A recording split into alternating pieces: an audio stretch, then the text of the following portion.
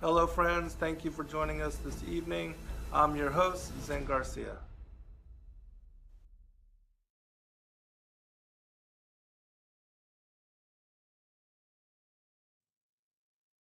All right, hello and welcome everybody. It's a great honor to be here with all of you once Hello, again. friends. Thank you for joining us this evening. Okay, and just wanted to definitely mention if you'd like to join us for the live chat, please go to Zen Garcia on YouTube for the live stream. TFR is still down, still uncertain as to what's going on, but we'll just keep doing our thing. I am joined this evening by Brett Thomas. All of you know him as the author of the Mystery Babylon series, and by Lisa's better half. Well, Ah, the other half, I would I say. don't know about that. I think she's the better half, yes. I But agree. Noble is joining us this evening as well.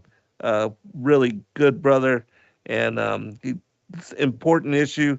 And of course, what we talk about this evening is not in any way any kind of expert or professional advice, and definitely not medical information.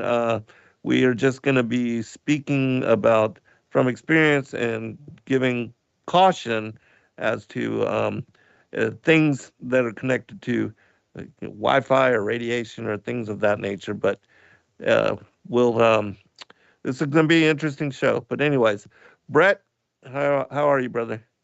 I am doing good. I'm very good. I'm very excited. Noble and Yeah, I you've were been talking about this a while ago, and we said we should all get together with Zen and talk about it. And here we are, right, There we Noble? yeah, go. very cool. Noble, Very Yep, I'm doing fine.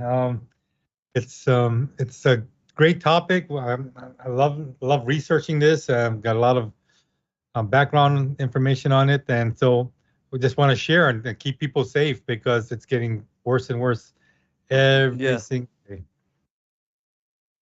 And also, for those that may not be familiar, Noble is the one that created the EMF blocker, which, he'll be talking about that and his research and what led him to do this, because Lisa was sensitive to, everything. And so this was a help. And even with, I mean, coating the walls with the kind of Thanks. paints, and Brett Yeah. also has done research and examined this particular topic, which why don't I am no expert and I really don't even know how to expound upon this. So, Noble, let me turn it over to you first, and why don't you give the audience kind of a general as to what we're going to be discussing this evening, what led you to discovery and research on this, and then we'll go to Brett and you can give details on the same, brother. sure. Okay. Again, like you mentioned earlier, Lisa was kind of experiencing some issues with her health and really had no answers. She's got that great book, 29 Doctors.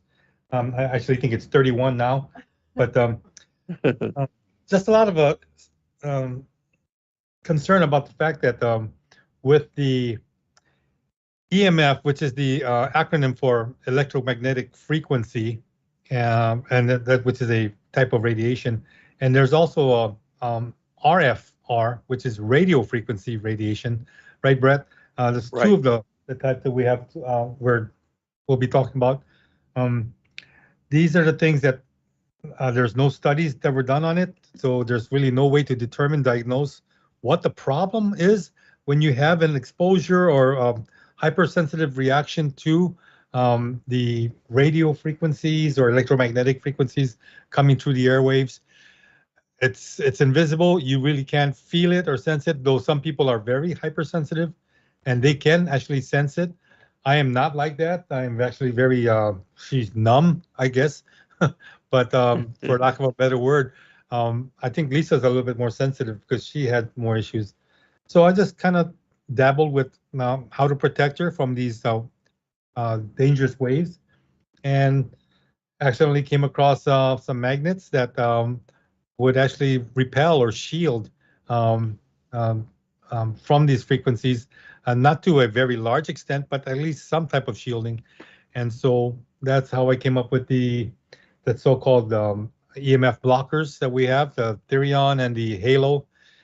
And again, not the answer to the problem, but it's a small protective solution. That's pretty much how I would describe it. Brett, how about you? I have one of your little ones in my pocket right now. I've been using it and I like the little guys. I like them. Yeah. They're on their website. Yeah. So Yeah, I like exactly. them and I like your Halo. I really, really I like the magnetism of those because they seem to be very powerful. Whatever you used seems to be a very powerful way Yeah. to have a necklace. Hmm. Yeah, my name's Brett, and like I said, like we talked about a little bit ago, I got into it and I fell into this whole EMF quandary, just because I was a little more sensitive, unlike Noble. And I wanted to say first off that I'm sure Noble and I will both say that we're not medical professionals at all. We're ordinary people, but we have done a lot of work and study in this topic on top of everything else that we've been doing, right, Noble? Yes. And it just basically for our own reasons. He did it for a very noble reason, and I did it because I just had to, because I was just starting to feel the effects of it. I got more sensitive than I didn't even know what it was, and that story we can talk about later. So Yeah, I want to share an example that, a lot of people may be familiar with, and that has to do with that show Breaking Bad. For those that are familiar, I know a lot of people have seen that, of the, I forget the guy's name, but he was the high school chemist that ended up making, creating, well, doing bad things. But anyways, his brother had extraordinary sensitivity to even electronics, lights, fluorescent lights, cell phones, all that kind of stuff. And so he was a lawyer and was not even able to go into the office to work. And anytime that being a partner, if he did have to go into the office, they'd have to like shut off all the lights, shut off all the electricity, do all these things to ensure that there was, no kind of electrical grid network going on around him because he was sensitive to all of that. And so that's kind of, what we're going to be talking about is that kind of sensitivity. And so let me turn it back over to you, Noble. Okay. Yeah. Thanks, and it's amazing that that we're facing I hate to use the word a pandemic, but it's something of the sense where what cigarettes were in the 60s, and big tobacco was saying nothing wrong, safe, and all that. We're getting the same dialogue coming from the communications agencies and corporations saying that there's nothing wrong with all the frequencies coming from your typical cell phone, for example. And whenever a company or agency says, yeah, it's safe, that's a red flag for me. Nothing's ever safe. I mean, shucks, just walking across the street is not safe, let alone when you got some electronic devices that has taken hold of the culture that we live in now by storm. You look around, everybody has a cell phone. Kids got cell phones. Babies they have cell phones. Mhm. I mean, the impoverished people in India, they don't have running water, but guess what they have? Cell phones. So it doesn't make sense. But it seems like everybody has one in their hand, and that is a scary thing because now everybody is subject to being affected by what cell phones can actually distribute through their frequencies. Brett? Especially with all of the upgrades going on and how they are making the systems just faster and faster. They're using microwave signals to carry the cell phone data and the as far as the connections, the reception, the sending out, broadcasting.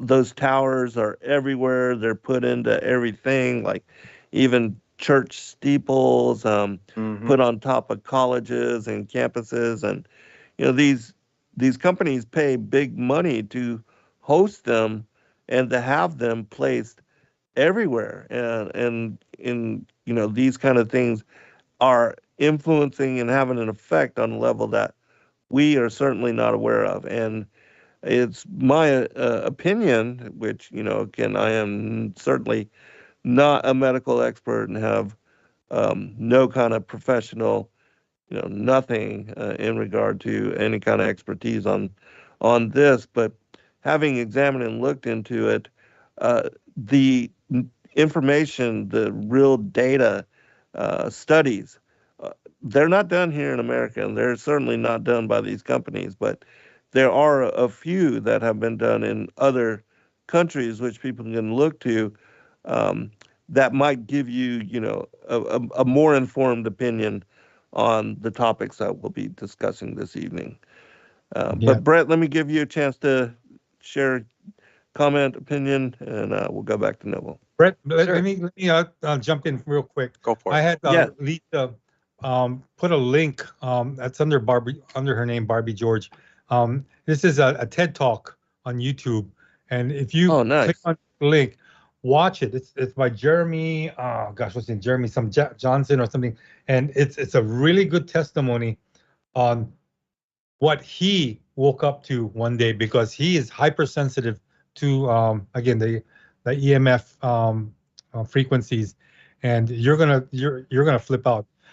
There is a small percentage of people, I mean, not big by any chance, but small percentage across the world that are very hypersensitive, and they're in trouble because they can't live comfortably right now. And for the rest of us that are not as sensitive, we're just getting zapped, and that's trouble for us too, because you know what? We can't feel the discomfort that they're feeling, but yet we're getting inundated by the same type of harmful diseases and harmful rays that they're getting. And that's the scary thing about it, is that it's just going to get worse. Brett? Yeah, just to piggyback on what Noble said a little bit earlier, which is kind of giving us food for thought. And Brick said something a little bit in the chat, a little interesting. But, we talked about, you said that India or certain countries, they may not have certain necessities or luxuries of life that we have, but they do have a cell phone, right? Yeah. And that's an interesting thought, because you think about it in Soviet Russia, they may not have a lot of things, but they do have their vodka, and it never stops flowing. And it just makes me wonder, and it kind of keeps me interested in why this keeps being pushed so much, and it just being pushed everywhere, and it getting stronger and stronger, like we need it to be continually to be stronger. That what kind of gets me curious and just kind of wondering. And of course, we always get we don't know if anything is wrong. We can't prove that anything is wrong. We don't really see it that anything is wrong. But to the contrary, we have a lot of people talking about it, that they're being affected. And if you guys want to give me permission, I'd like to share a little bit of my story, how I actually got into this. Oh, Yes, yeah, that'd be please. great. Please. Okay. And again, it's kind of it's an interesting story, at least for me, but it might not be interesting too much. But you know what? It'll hit you in a few ways. I was really looking into and obsessed and wanted to write and write about Mystery Babylon, the rise of Mystery Babylon, etc. Those books that I've been working on. This never occurred to me over the years that it would be something of interest. But I noticed in my former house, I would be in rooms where I would have multiple computers. I would have one computer for writing the book, another computer I would work on, maybe because I would work from home, and I would surf the internet and etc. So I'd have a lot of electronics right around me. Okay. And I didn't really think of it, and I'd done it for a while. And come to find out, it came down to about one day where I was feeling very strange. And this may be if people don't think that they're sensitive, this may be one outlet to show that you are sensitive, in my opinion. Like I said, this is all my opinion. I'm not an expert. I'm not promoting anything or anybody to any kind of cures or causes. I'm just saying, this is how I felt. This is my story. I felt nervous. I felt like almost like paranoid, like something was just around me, and I felt like it was attacking me, and I did not know what it was. And it got to a point down in that room with those 3 computers around me, and of course I had Wi-Fi going and etc., my phone next to me, whatever, and it got to that point where I just felt so nervous in a way where I just could not explain what was attacking me. That's what I felt. That I went and I called somebody. I looked online and I said, this has got to be something with these EMFs around, because I was learning a little bit about them here and there as I was doing my research. And I think I told Noble this. And one day I was sleeping and I heard a little pop in the kitchen area. And I'm like, what happened? What happened?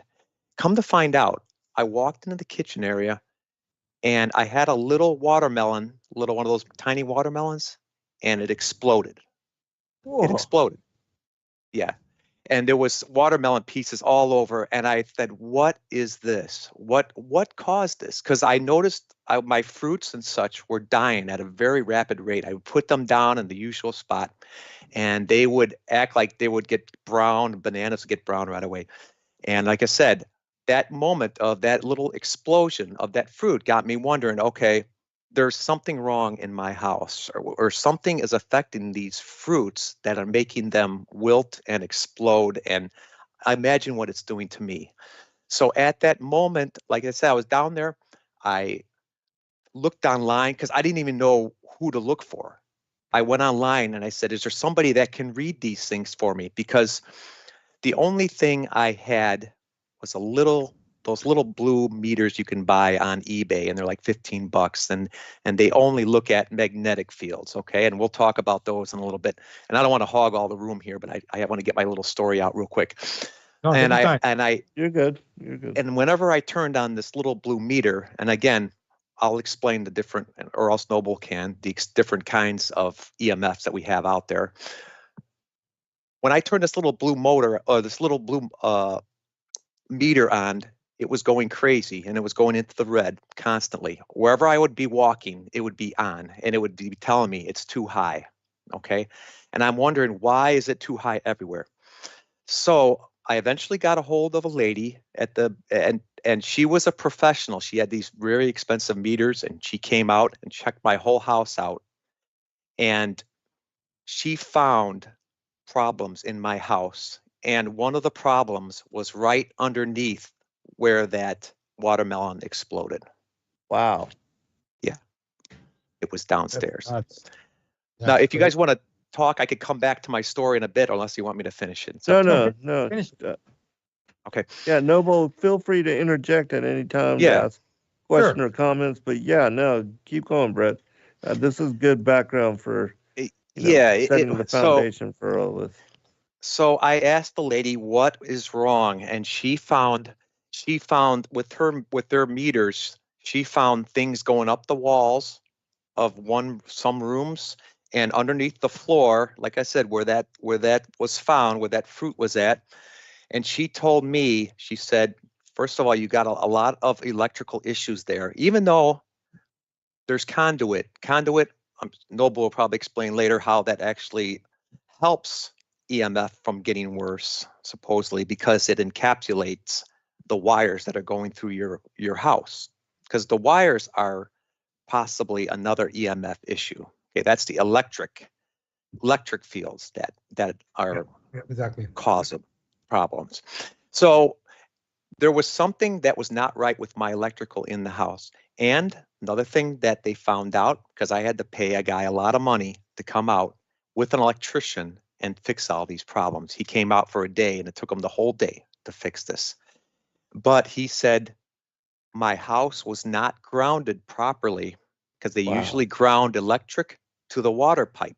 and that water pipe went right underneath where that watermelon was at, and where I was hanging out quite a bit. So imagine I'm sitting there. That field, Noble, that field went up about 4 feet from the floor. Imagine that. Really? She could sense it Wow. 4 feet from the floor with her meter. Yeah. Wow. And usually if it goes awry, it goes maybe 2 feet, maybe 1 or 2 feet out from the walls. This was 4 feet because there was so much going through that pipe. So the remediator came out and he actually put a plastic piece in to stop that grounding from happening. And I actually had to go and change a lot of outlets that were in that house. And he actually had to rewire. He had an electrician with him. He had to rewire a lot of the house. And it did help over time, but it's just fascinating because it is, in my opinion, it is real because that's what he does for a living. And he was telling me this and this and this is wrong and this is wrong and this is wrong. And it did seem to make a difference. And I'm sure I will get into it more as we talk, but I just wanted to give you that little background on this. A question for you in regard to what was it that you looked up that you discovered this individual for those that might want to do the same wherever they may be? Oh, actually, Zen and Noble, he was actually in that Building Biology Institute, that college we're thinking about, that certification. You guys did that, right? We're going to do it. We're planning on it. Yeah. Yes. Well, now that I have more time, it's become. Yeah, So- there's a place, I think it's in New Mexico, where actually you can get certified like this lady that actually did the work for me with the meters. She went there and she gave me her card and she gave me an explanation. And that's how I learned about this. What place. is she? Well, I mean, what is it? What's the title? What's the name? Building biologist, possibly, Yes.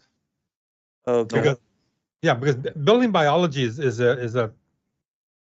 a program that helps you understand the home that you're living in and the caveats of living in a home, whether it's new construction or old construction.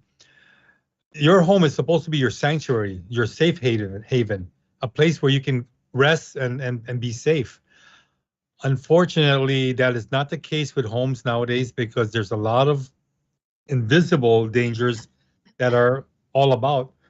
And as I was talking to Brett about it, taking this building biology curriculum, it will enlighten you and give you knowledge as far as the types of electromagnetic fields that we're facing today.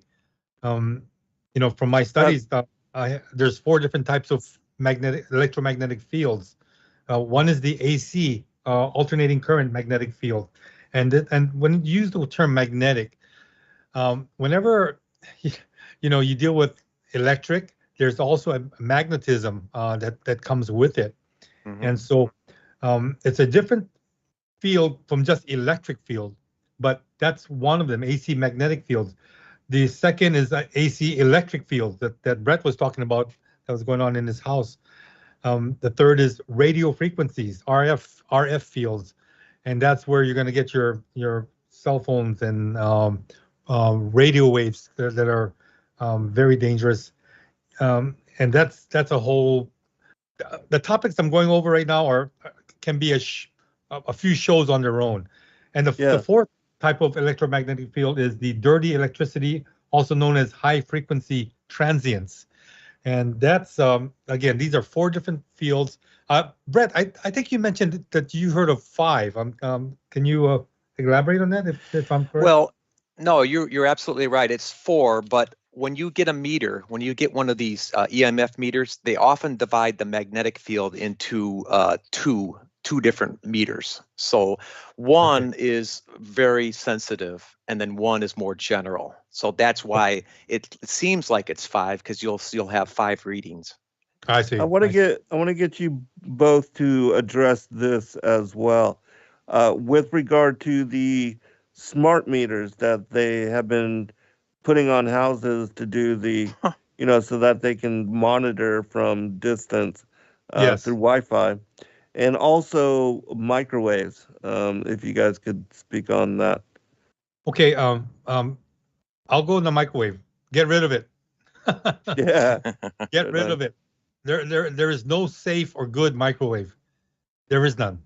There is none. It is a pulsating type of high energy field that will definitely mess you up. It's funny because a lot of people have it right above their stoves, underneath their cabinets, and they're cooking and they get a microwave going, so they're right there, right in point blank range. Might as well put a 44 caliber gun to your head, because that's what you're doing when you're standing right in front of a microwave oven. Brett? Yeah, do my you wanna- microwave broke, and I decided not to fix it, and I'm glad because, Good job. yeah. Yeah, actually, I put a meter next to my microwave just to see how far it stretched. And my fiance's mother's house had a microwave right by a stairs. And I went down 4 or 5 flights of stairs, and it was still beeping when she had it on.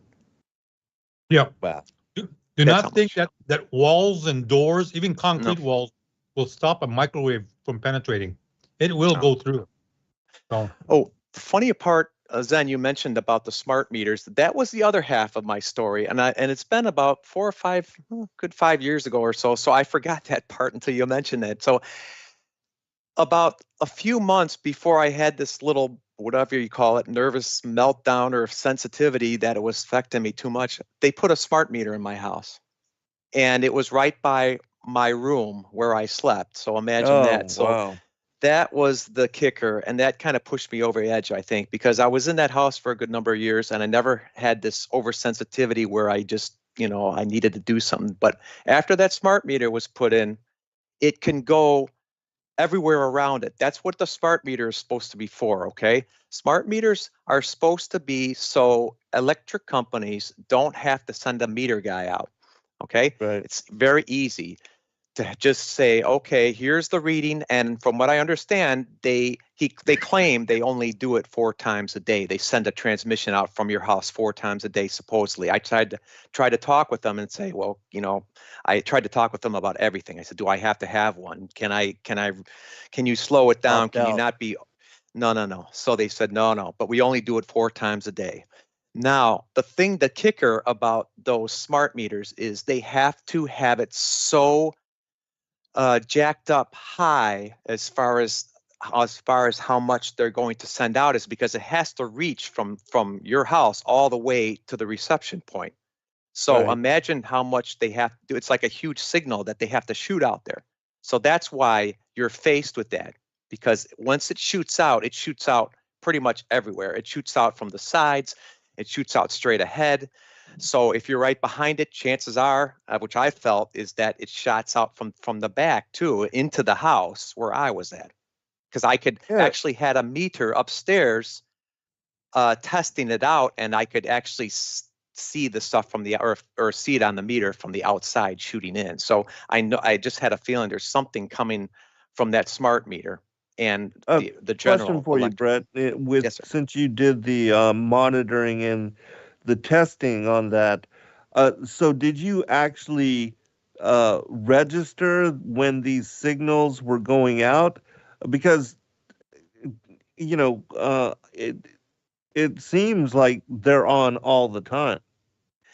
Yeah, it has. I mean, of course. Now, are you talking the smart meter, or are you talking electricity Yeah. in general? Yeah. No, well, the smart meters. I believe that the smart meters are on all the time, so you're going to get like a constant electric signal Bombardment. from that. Yeah, bombardment from that. But I believe when it actually does that trick where it actually has to send it out, it has to do it like they said, in bursts, like 4 So times it's a day. amped up during It's those amped times. up during the time they need to send it to the radio station to where it You So know, when that's- you were testing with your monitor, did you see that? Was it actually 4 times or No, more? I did not catch it at the time that it had shot out, because like if it is 4 times a day, I couldn't, I was standing around and I never caught it to where it actually shot out like that. So I was only there for a little while, you know what I mean? I couldn't stand there all day to wait for it to do it, but it would have been nice to be able to have a meter sit there and actually watch when it monitor actually shoots and out. test Yeah. and check. It would be interesting to know, Yeah. If they Absolutely. are truthfully only doing it 4 times for a few quick seconds every day, Yeah. or because they say that, but what's the real Yeah. truth?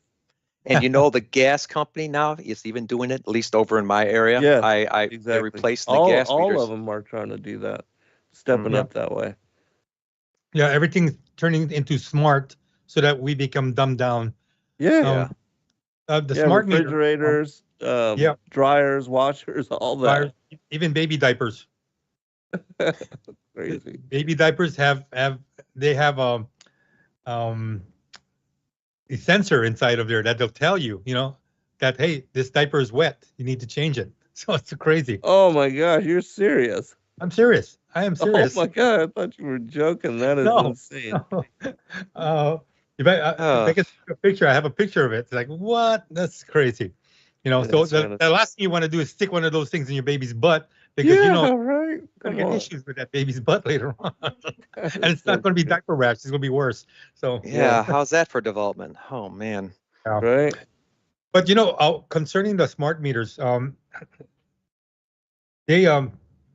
they're enclosed in a metal box. But where you read the meter, and a lot of times it'll be pointing to your neighbor's house, for example. Your neighbor's going to be blasted by your smart meter. Mhm. Um, there's and my neighbor's smart meter, it's pointed at me, so I'm getting blasted by his. So it's really not our own that's doing it, because metal is kind of like a Faraday cage that kind of protects you from it. But the funny thing is that if you put a metal screen over a meter, that'll help reduce that signal that's going out, that Wi-Fi signal going out. And so it reduces the potential damage that can be done. Mhm. And I got that's, one. again, it's just one of the things that we'll go over later on, is how to protect ourselves from this. But in the chat, Brick had mentioned about his house has lead paint and all that. And so I think Adrian came up with a question, is lead paint safe? If you're not eating lead paint, you're it's actually a good thing, because lead paint will actually protect you from the electromagnetic and radio waves that are going, all over the place. So going back to old technology, that's fantastic. Same thing with incandescent light bulbs. The old-fashioned ones that really get hot. Those Mhm. incandescent bulbs are actually safer than the CFLs, the Yeah. The fluorescent squiggly guys squiggly guys, too. and the LED bulbs that are on sale now, that are taking light by meters. I mean, these are dangerous lights to have, and it's actually safer to have incandescent bulbs. So going back to old school is way better. So Mhm. again, And of course they outlaw those, right? yeah. They outlaw. Well, just saying that it's hard to find, and then where can you find lead paint? I don't know where you can find lead paint. So there you go. They Noble, don't. you should Yeah, they you don't should sell tell that them. anymore. Noble, you should tell them what you did with your paint, with that black paint. Yes. Oh, Yeah. That would well, be interesting. Yes. yeah, well, in lieu of the fact that lead paint is no longer available, and it's pretty much been outlawed, Hmm. there's a company. There's a few companies that sells EMF paint, and this paint is actually has metal in it, and fiberglass and metal in it, and it helps reflect, or I should say deflect, the radio frequencies that are coming from the outside, from the towers that you have outside. And all you have to do is look up, and you see anything that's looking like a some type of a speaker that's projecting out into the space, into the airwaves. That's probably a 2G, 3G, 4G, or 5G meter, or tower that's sending out signals. And there's so many different types of signals going out. 5G is just the most current bad guy or villain that we have to deal with now, because it is so powerful. And it not only is powerful, but when you combine it with the older technology, 4G, 3G, and even 2G, now you're being inundated on all different frequencies. And it's a cumulative effect that's coming upon you. And believe me, we're in trouble here because you have to protect yourself not just from one frequency, but multiple frequencies. So that black EMF paint that I got from my house, I shared it with with Brett and Zen. I had just painted my house with regular paint. Then I found out about this. I bought some, and it's not cheap. Okay, it's very expensive, but I figured it's worth it for safety. They say an ounce of prevention is better than a pound of cure. And so I painted the house. It cost me almost $2,000 just for the paint. I did the labor. That's just for materials. So, so there's a sense of safety now from the outside. The one caveat that comes with painting your house with EMF paint is that if you have any signals inside the house, such as a wireless modem or a router, your cell phones, you're bouncing the signal, or even smart meters, smart appliances, smart diapers. If it's in the house, guess what? That signal is bouncing back and forth in the house, because what you keep outside, you're also keeping inside. So you really gotta actually think twice about, if you're gonna paint, you need to move some things, much like your router and your modem, and putting it outside of the house if you're planning to paint your house. The signal may be tough to get inside, but you know what? At least you're in your house and you're safer inside than you will be outside. Mm-hmm. Does that make question? With regard to that paint, are Yes. there multiple colors? What do you look for? What do you ask for? Where do you get it? No, well, I bought mine on Amazon. I tried to go to the original paint manufacturer, and they said that I needed to get a building biology certificate. I said, "What's that?" They said, "Oh, it's a school that you go to." That's the And, school. yeah, and so that just led to another question. So I started investigating that, and yep, believe it or not, they have these building biology courses, and you take the classes, and you pay a lot of money, but you come away way informed, way more informed than not being in the classes, because there's so much things to learn about building biology in your house, because your house is actually, again, it's a time bomb. You're living in a time bomb that's ready to explode, and people don't think that because they feel safe. They can't feel anything. For most parts, they can't feel nothing, and can't see it, can't smell it, can't taste it, can't touch it, and yet it's there. So again, there's a lot that needs to be learned in this industry, because it is a real dilemma that we're facing. Brett? Interesting that you say that, and that is kind of the thing about EMFs, is because you can't see it, you can't really feel it, you can't taste it, you can't sense it for the most part. But for the majority of people, yeah. Right, and I feel sad for you, Noble, and possibly Zen, and all the people who are stronger in that way, where they don't feel it, because out of sight, out of mind, and you're gonna not understand how much it may be really affecting you, possibly because it's not constantly bugging you. It's like walking around with a rock in your shoe. That's going to continue to keep your mind thinking about the EMF process, because it's there affecting you. But the people who don't really get affected are probably going to get hurt just as bad inside, and they're not going to understand why they may have certain issues coming to their body later on. They don't know where it comes from, because they're not really outwardly affected by us. This kind of reminds me of the whole thing that I've been going through with the candida and the sugar. I had no idea as to the degree and the level and how sensitive I was and how my body was being affected. I had no idea until I, come to understand that I kept having these yeast infections, and I looked up, what kills yeast in the body, and it was just removing sugar from your diet.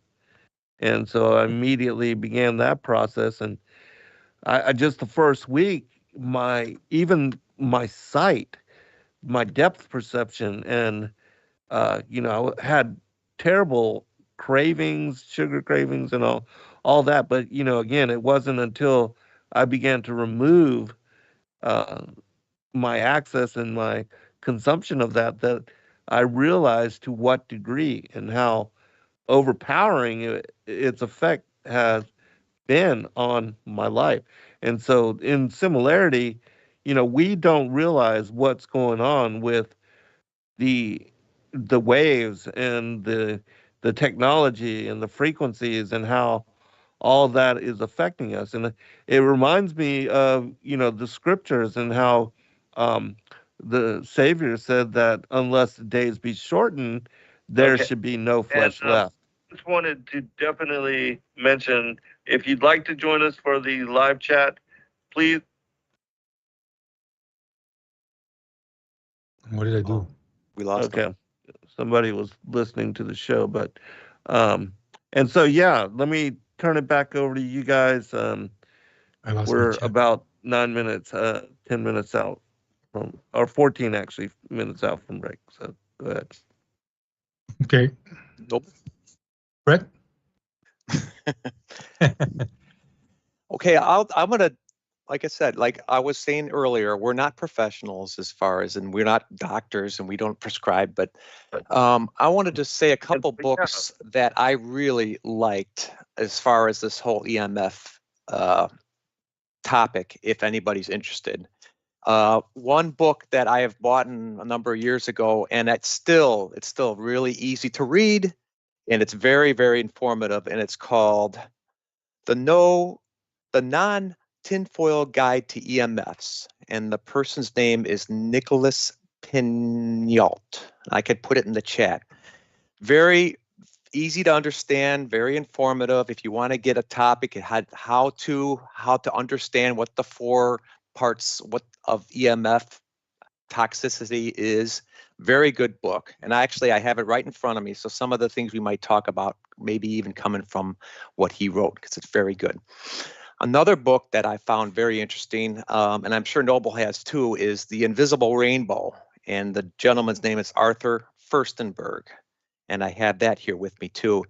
And Noble, you want to talk a little bit about that parallel, or were you able to find that in that book that I No, was I was mentioning? not. Oh, okay. But maybe you can share that, Brett. Okay. The interesting part is somewhere in this book, I've been looking at it too, but there's somewhere in this book, the author brings some parallels, which are very interesting. And it has to do with the advancements of mankind and epidemics of people being sick massively. And it's just interesting that when the electricity comes on the scene in the bigger cities, etc., in the late 1800s, you have rises in, let's just say, a lot of issues that people might be facing, like nowadays, big C, etc. A lot of problems that they get that they've never had before. All of a sudden, people in the cities around the late 1800s with electricity and as Noble was saying, with alternating current and electric wires, things just started to go south as far as their health compared to the people out in the country who didn't have these things. And as we go on, we find out that the Spanish flu, etc., there's all of a sudden radio, I think it was radio, comes into play right around that same time. And it's just interesting to see, again, why are people starting to get sick, or else their immune systems are down? And could this be as a result of the incorporation of new technologies into the world at hand, and it's hard for people to adjust? What do you think, Noble, on that? Oh yeah. I got a question for both of you guys on that. Sure. Yeah, I appreciate you letting me interject here. But Absolutely.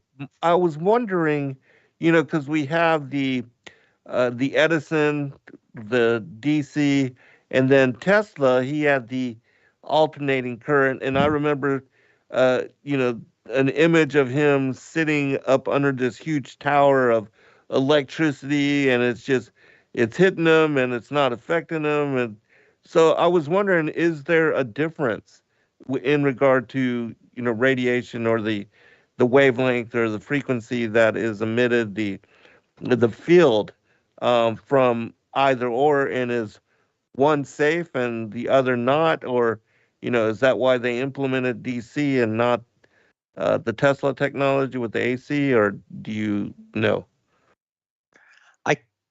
Noble, I kind of have an idea, but Noble, you want to Okay, give your side? Yeah, the direct current DC that originally came out was safe. It still is safe. It's one way, but when the alternating current came out, that had actually complications when it came to, I guess, health standards, because of the fact that it would actually now irradiate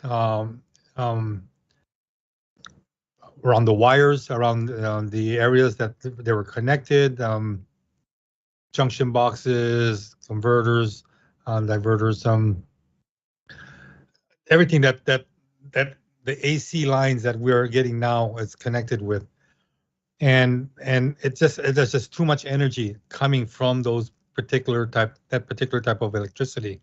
Brett, anything? Is that something similar to what you're going to share? Yeah, I will, if I don't know something, I will say it. I don't know exactly which one might be considered safer in the long run, but I can tell you the differences between them and why we have one. Oh, please. Back Awesome. from what I recall of history reading about it, back in the time of Edison pretty much, as far as my view, wanted to capitalize on the invention himself. And direct current has to have a starting and an ending point. It has to go around in the circle, pretty much is like your car, okay? Your car battery, that's direct current in your whole automobile. So you have a positive and you have a black, a negative, okay? The energy comes out of that 12 volts and it goes to power whatever it needs in the car, and it has to come back into the black negative part. That's how direct current works, because it has to be complete in its old path. Alternating current, I'm sorry? A complete loop, right? Right. As far as the electrical current, yeah.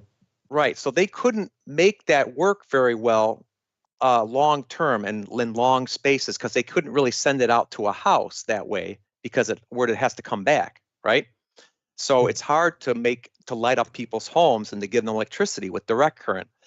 That's why Tesla brought in the alternating current, which allows it just to send from a primary source like the power plant, etc., to someone's house.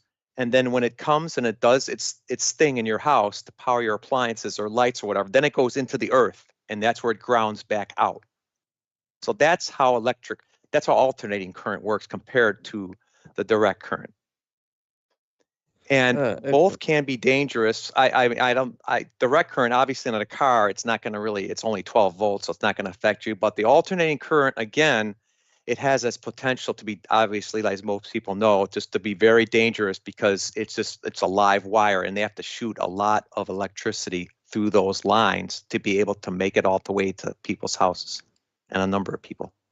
Right. And yeah, it's just unfortunate that we don't have solar panels everywhere, and it's utilizing that as a source of energy. But go ahead. Noble, you want to tell about those solar panels? Oh, is that a bad thing too? Oh my goodness. There's issues with those too. Okay. I just want to mention that in the chat, Brick is up. He put down that DC doesn't travel as far, and that's correct. Right. One of the issues with these direct current is its ability to travel great distances, whereas alternating current doesn't have that issue, and that's why it was chosen as the better choice for distributing electricity throughout the residential areas. Mm-hmm. But when you think about solar panels, it does gather energy, and it brings up as a direct current. It's when you have the microinverters, or I should say regular inverters, that turns the DC into AC. That's when you start having the issues, because now you're talking about AC again. And when you have the alternating current above your your ceiling, you're on your roof, and it's, you know, right above your ceiling, guess what's happening? You're getting a lot of energy coming down from the Mhm. ceiling. Radiated. Unless you have a metal roof, you know, they have steel roofs now. And for anybody planning to do roofing, um, shingles is affordable. Monier tile is nice, but if you can get steel, even better. More expensive, it lasts a whole lot longer. But now you're also protecting yourselves from the EMFs and the radio frequencies. So Now that's a you're great, speaking about a metal roof, right? yeah, metal roofs, steel And roofs. what is the difference in the cost in regard Um, to that? God, I would say that I don't want to say double the cost of a shingle roof, but it's substantially more. But it is worth the investment. Where some shingle roofs can last 20 to 30 years, steel metal roofs can last 50 years to 100 years.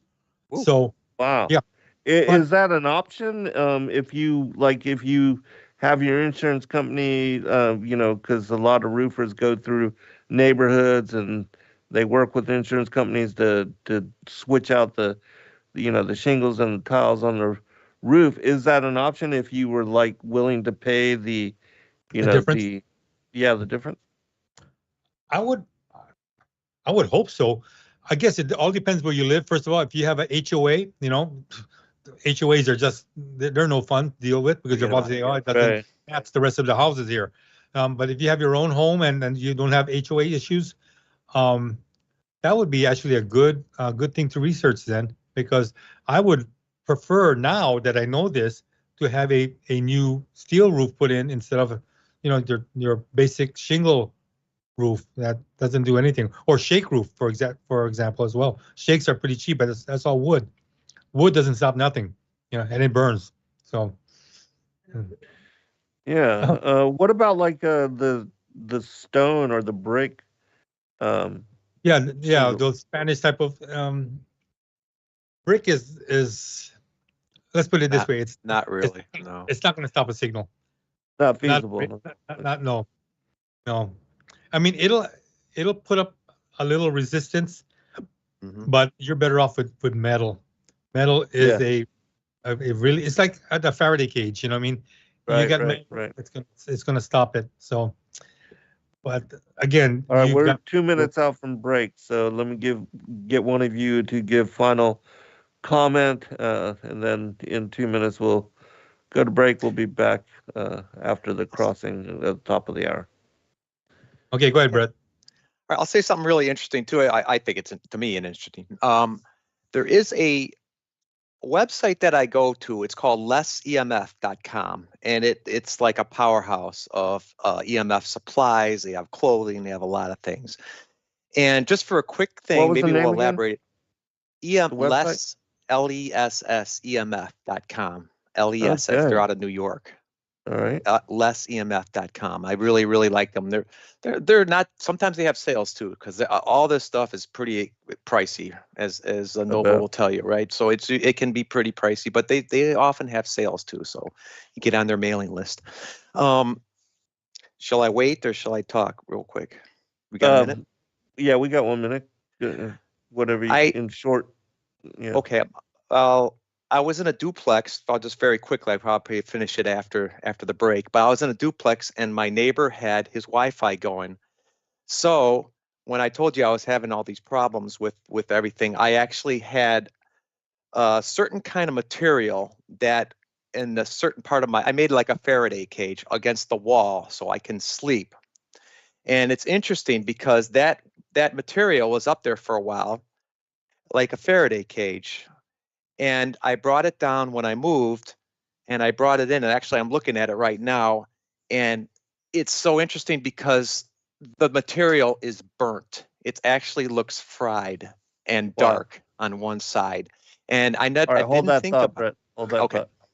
All right, we'll be right back, and brother Brett will go into this further, and Noble also will expound upon this. We appreciate everybody. Be right back.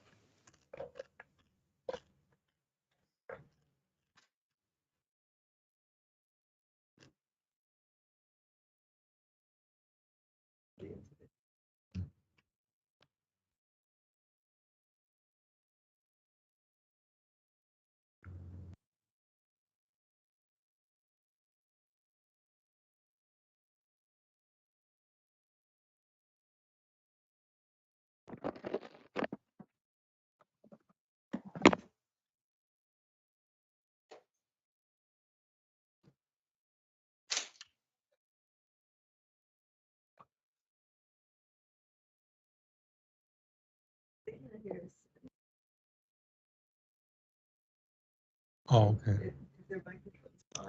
Yeah. Okay.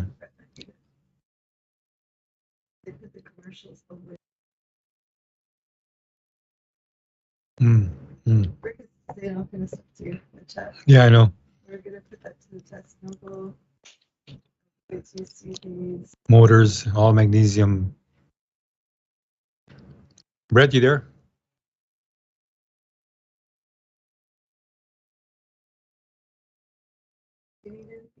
No, I'm good.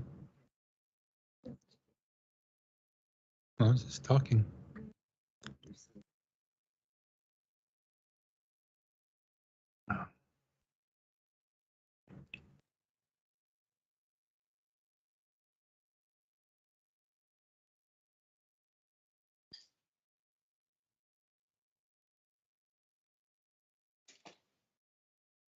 We're still on.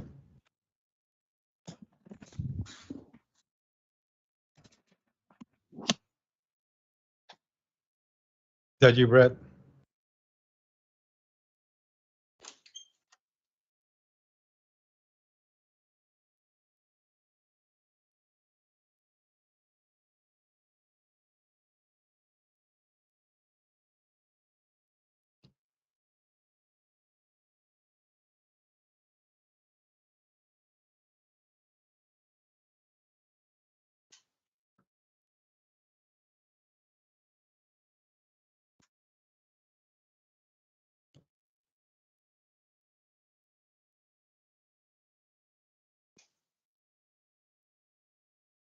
All right, welcome back, everybody. For a second hour. We greatly appreciate all of you joining us for this discussion. I have Noble, George, and Brett Thomas with me, and we're speaking about their experiences and what led them to the discovery of the influence of EMF waves and wavelength frequencies. And so, definitely, not a topic that a lot of people cover or look into, but I do remember I did an interview with Matt Landman. He was the one that did the documentary on the stratospheric aerosol injection, which, chemtrails basically. But Mm. anyways, um, he was at that time trying to make shirts that had silver, I believe, incorporated within them to block, because I believe he had a sensitivity or knew people that had sensitivity, and he was in the process of creating a clothing line that would help with this situation.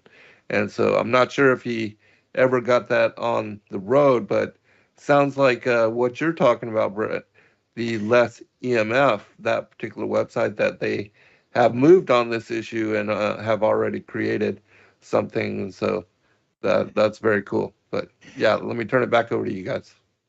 Thank you. You want me to go, Noble? Yeah, Brett, go ahead. Finish. Yeah. You're absolutely right, Zen. That there are fabrics out there, and obviously they're actually I have a coat. I bought a jacket that has supposedly EMF blocker in it in the cloth, and silver is one of the things they incorporate in it, and that it works hopefully, but if at best it'd only help slow down the bombardment for maybe one area of your body that you're wearing it. So it's a tough call, in that aspect. It's hard to avoid it because it's everywhere.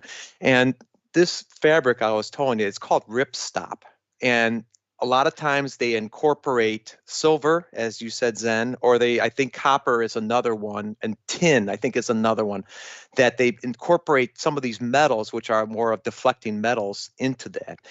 And I was saying, with this fabric that looked burnt, it was just sitting there on the side of the wall. It was just hung up on the side of the wall. So, over a year or two, how would it look like it was charred? It looked like it was charred through electrical charging, and that's what kind of just fascinates me. Yeah, I'm thinking, the watermelon, that could be people's heads, Yeah. I mean, that is very serious. What a Yeah. sign. I just can't even imagine. It's a good thing that you were there to witness it, because wow. Yeah, it almost looked like a murder, like a murder of some kind, because there was so much. It was, imagine all the red watermelon all shooting all over the place. It's like, what happened? And I Was had no Right. clue. I had no clue what chalk line happened. around the watermelon? Sorry. Was there a chalk line around the watermelon? When they have a dead body on the floor, they put a chalk line around the body. Uh-huh. Yeah. The scary part, it was all sunken in. You know how you see the watermelon that it was, how it looks when you first get it, but it was all sunken in and old looking, and it was just it just looked bad, and all my fruits would really die very quickly. Oh. That's scary. Mm. One interest. Go ahead. No, go ahead. No, Go go ahead. ahead. No, go Go ahead, ahead. Noble. That's fine. No, I was just because we're talking about these frequencies. The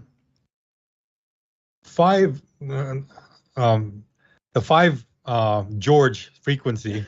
Okay, that's my code word for that. Is so new that back in 2022 there were no studies. Up to 2020 there were no studies done. On the for those of you that know who Joseph Mercola is, or Mercola.com. Joe Mercola. Yeah, Yeah, it's really Okay, doctor. well, natural news or natural health news, right, Yeah. or something like Yep. that. On April 14th of this month, he put out a what do you want to call it? A paper on 10 new studies detailing the health risks of the 5 George frequency.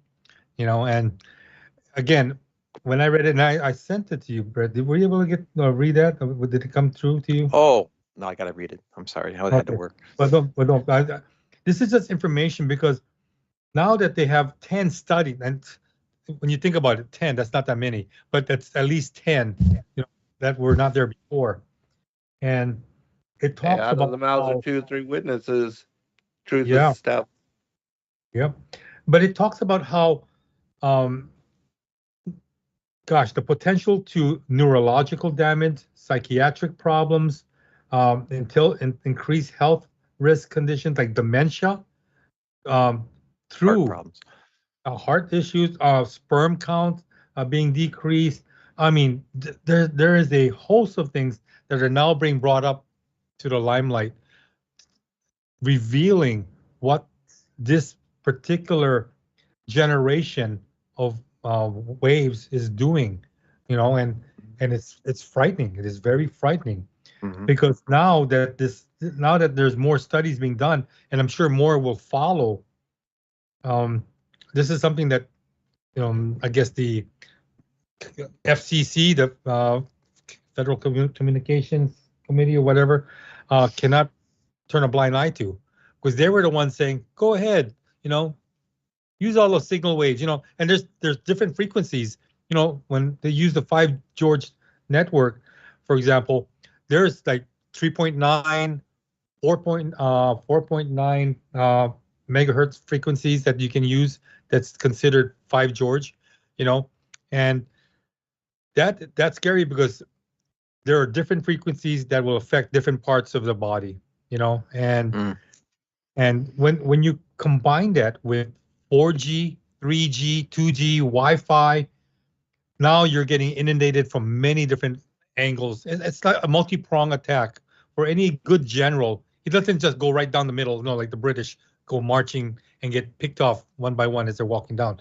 No, they're coming from all angles, up above, from below, around the sides. I mean, what's happening is that we are getting attacked from every possible direction, and we don't even realize we're getting attacked, which is the saddest thing. Right. Mhm.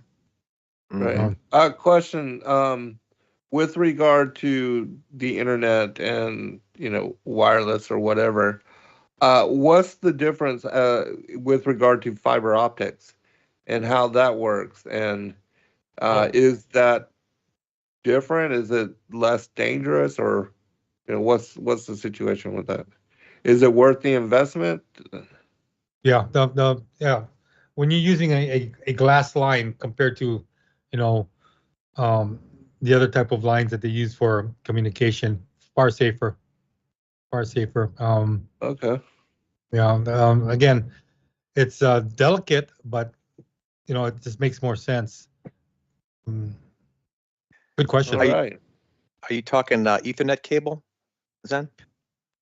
No, I'm no. talking about, yeah, the, Wi-Fi in general coming from like Xfinity, they do and are providing fiber optics options in certain areas. And so I was wondering if that is available where you are, and if you can afford. I don't know how much and what the difference is between that, but that might be a worthy investment, especially for people that may have hypersensitivity to these kind of issues.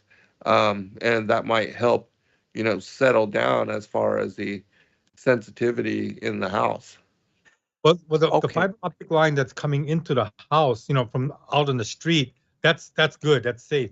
But once it gets to the house, now they connect it to your modem, your wireless router, and now that's where the danger comes in. Even though it's being transmitted initially through fiber optics, when it's now connected to these so-called hardware devices, that presents a problem because of the fact that now you're going to be getting the Wi-Fi that's coming from those units, not so much from Okay.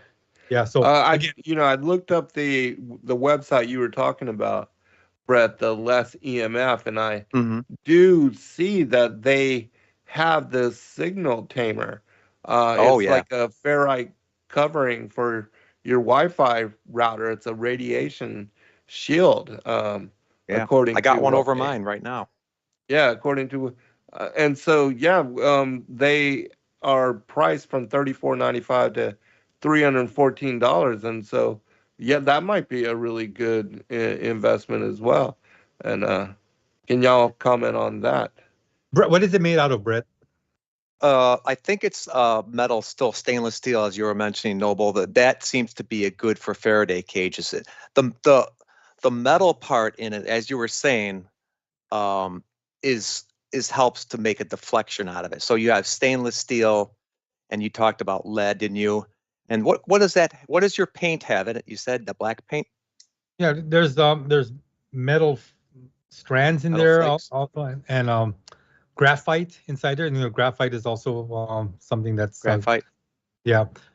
What's interesting though, Zen, is that when you look at buying those type of cages, you can actually make your own. Oh, Um, okay. Well, yeah, we're gonna need some instruction on that, brother, and a do-it-yourself video. Uh, yeah, what yeah. real quick question for you, Brett, with regard to this. Does the cage around the router, does it prevent you from accessing internet, like your other devices and outside or whatever? Does it affect and prevent you from, utilizing and using the internet in that way? Well, Or is it all good? here's my take on it, Zen. I honestly, I think the best thing to do if you're really concerned about it, about EMFs in your house, because oh man, I'll elaborate on all the problems you have in your house that you don't even know. But as far as the radio frequencies, that's one of the ones that Noble mentioned. That entails like your cell phone and the Wi-Fi, anything that's like a radio wave. Okay, you have radio waves that come out. Okay, those can be pretty damaging. Now, to slow them out in your house to stop you from getting affected so bad is obviously put your phone in airplane mode, put it away from you, maybe use the speaker phone part of it. I don't keep the phone next to me. I kind of put it on speaker and I hold it out like arm's length from me whenever I talk. Right. Because when it's on, when you're talking to somebody, you put a meter next to that phone and that meter will just go off the charts because that is the worst time for it. Okay. So I try to keep that away. Now the Wi-Fi itself, that is in my opinion, that's not a good thing, regardless of what comes into it, cable, etc. Even if you put the Faraday cage over it, and there is a Faraday cloth, as you'll see on that website. There's like a cloth too. I had both of them over. Okay, it doesn't really take out too much because what these companies do with these Wi-Fi modems and routers, what they'll do is they'll try to make them way stronger than they really need to be. And the reason they do that, again, blindly, in my opinion, because they want to make you be able to get signal in every part of your house, right? Even up in the third floor or whatever, or outside in the yard. That's why they have it so strong. So you have these remediations to try to put over it and trying to the Faraday to try to slow it down or stop it. But you really, as long as you have that router going, you're going to be getting blasted. Okay. And the other sad part about it is when you have your router going with the Wi-Fi blasting, your computer, you're sitting right in front of it, and that's going to be blasting out too at you because it's searching for a signal. It's another receiver, but it's also amping out, and they're hoping to meet each other somewhere in the middle. So you've got something in your computer blasting out right at you, and you got something out near Wi-Fi modem blasting at you.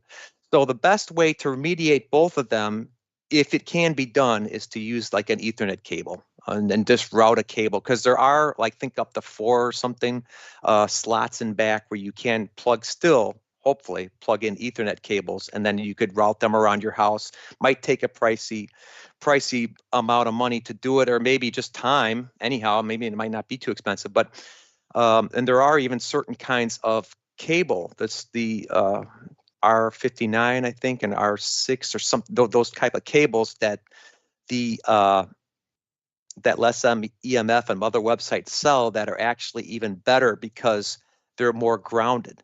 Okay, when you get these things grounded, that tends to let a lot of the less EMF come out even from those cables. So if somebody's really sensitive, they would probably get something from a website such as that. That make that right, Noble? Yeah. No, you're right. You're right. And did you know that you could actually turn down the power on your modem? Because the cable companies, the communication companies, will, like Brett said, they'll turn it on to max. Because the last thing they want is for a customer complaining, I'm not getting no signal in my attic. Right. Wherever you're at. So I'm not getting killed fast enough. No, exactly. But you can actually turn it down.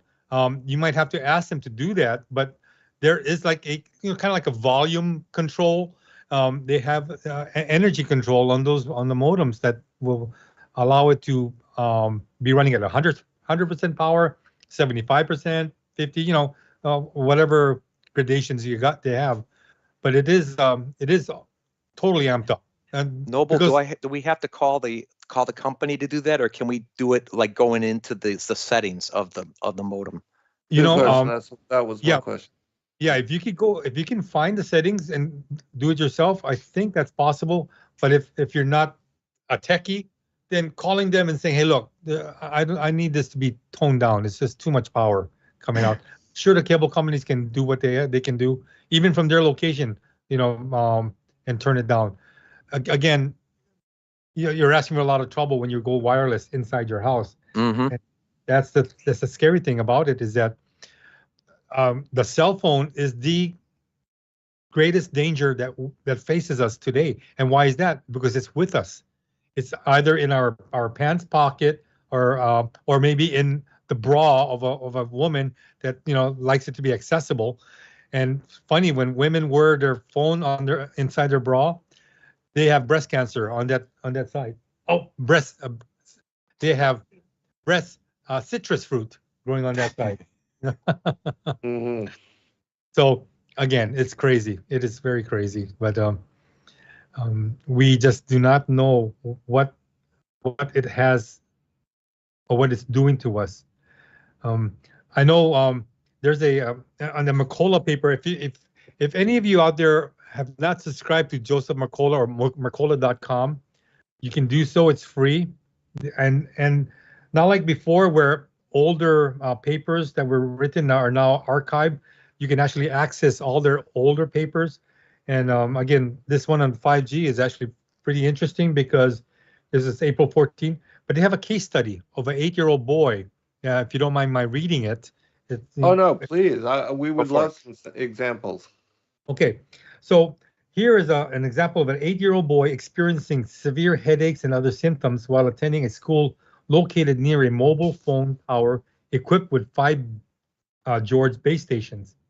The That's boys' what I was school, talking about. Yeah. yep, the boys' school is situated 200 meters away from the mobile phone tower with the 5 George base station, and with his classroom being 285 meters away. Soon after starting school, he began experiencing severe headaches, which were initially sporadic, not occurring every day or every week.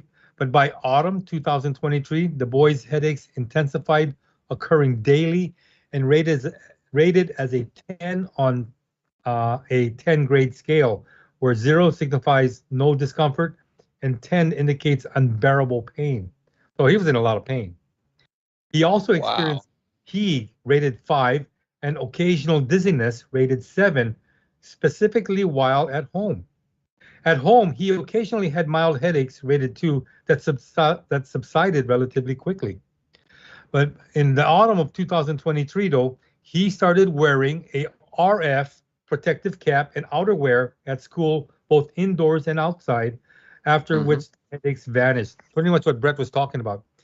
This paper also cites epidemiological studies and laboratory research linking RF, again, radio frequency radiation exposure to the big C through mechanisms such as oxidative stress, mRNA effects, and DNA damage, and argues for classifying radio frequency radiation as a group 1 human carcinogen, noting that this classification should have a major impact on prevention measures.